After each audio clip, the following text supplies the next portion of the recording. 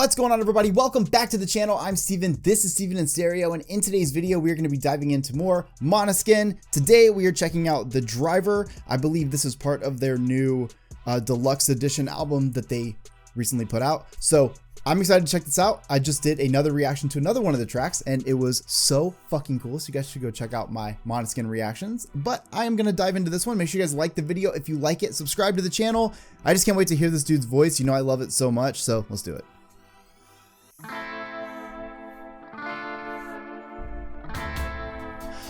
Like summer, give me eyes, don't twist the knife. Put me under your spell, then hide the crime. Fuck yes.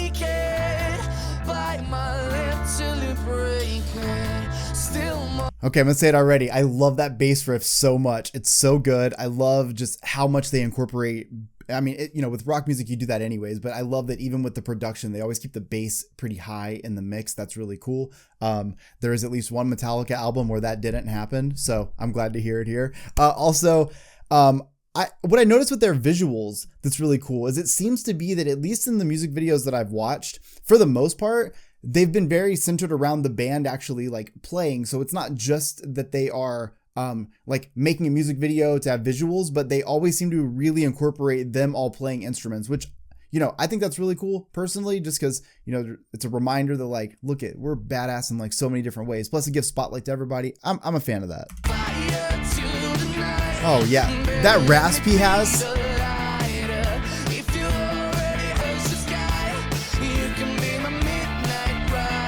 Oh, fuck. Such a good riff.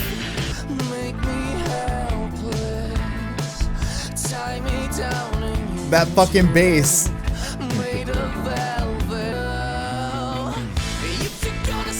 Oh man. It's just, his voice is just so, I've said this before, but I'll say it again. He has such a like unique, one of a kind vocal, and like I'm really like appreciative that like in our time, like that we are all sharing this earth right now, we have some vocalists like just in music that are just so fucking incredible. Like every generation gets their people, and I actually think he's one of these people. Like there is something so captivating about his voice. Not only the emotion he draws in, but because of the range he can sing in, but the ranges he can go to, while also having that rasp, that gravel in the voice that he can really pull out in certain pieces of especially like in choruses. I feel like that's where I really hear him do that. All of this shit is just so fucking cool. And it's like, as soon as you hear him start singing, you're kind of like, everything else kind of stops and you're just kind of like waiting, like, what's he going to do next? I'm a huge fan of that.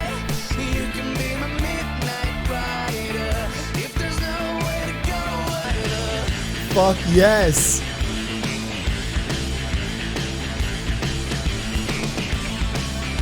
The band just fucking shreds. Fuck, dude.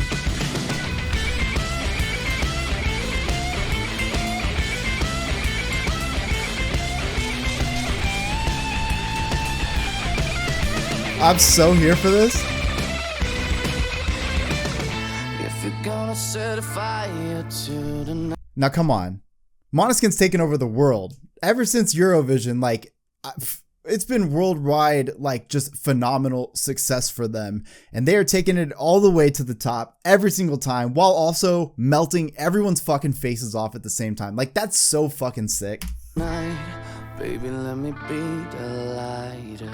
If you're already high and you wanna fly, I'll be the hit that takes you higher.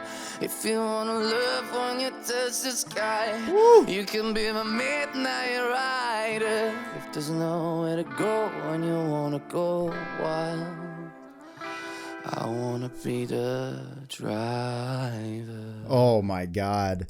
That last note, can I just, are you cool with one more? I wanna be the driver. Damn. This is fucking sick. Like, like Måneskin has to be the biggest rock band right now. Like, I can't imagine a band that is not only bigger, but continuing to gain traction. And I think what's really cool is that Måneskin puts being a rock band first. And I think that goes with those visuals of like you know, the music videos where you always see them playing, and like that's very important to them. I think that rock centric approach is really cool because they have the ability from a pop perspective to write. So writing catchy choruses, really good melodies, all this sort of like pop centric songwriting, but with the main focus being a rock band. I think it's why this is so amazing, because you get the grittiness of like rock instrumentals and really fucking sick solos and like amazing bass riffs, right? But then you also get the approach of just such a talented vocalist, and when that's all combined, I think they just execute so well time after time. And I mean, to me, they're not even at the peak yet. Like, I know that they had some songs that like really fucking went off, but like they're just on their rise. I mean, I know that they are household names, but they're still rising. I mean, this is only a few years of them being this sort of like global success. So like, I just can't wait to continue to see not only where they go, but how people, you know, continue to react to them, and listen to them, and sort of like, I don't know. It's just so cool. It's so cool. There's just so much talent in this group, and I get really stoked at the idea that, like, you know, a band that is going to be this successful and a household name in like the rock genre, which like for a long time hasn't really been like, it's had mainstream success, but it hasn't really been what it was like in the 2000s. You know what I mean? So this is like a really fucking cool thing. And with songs like this, amazing, right? You have really great verses, such a strong chorus. You have this post-chorus that is just heavy as fuck. Again, all while having beautiful melody in those guitars, while also having absolute shreddington, the Gnarlington, with these solos, which is amazing. I'm just a fan of the heaviness, the bass, the fucking vocals, and all of it coming together in such a beautiful way, while also being on just like a rooftop, which makes, for whatever reason, made it feel even more fucking big. So I hope you guys enjoyed today's video. Make sure to like the video, subscribe to the channel, and I will see you guys all in the next one. Peace.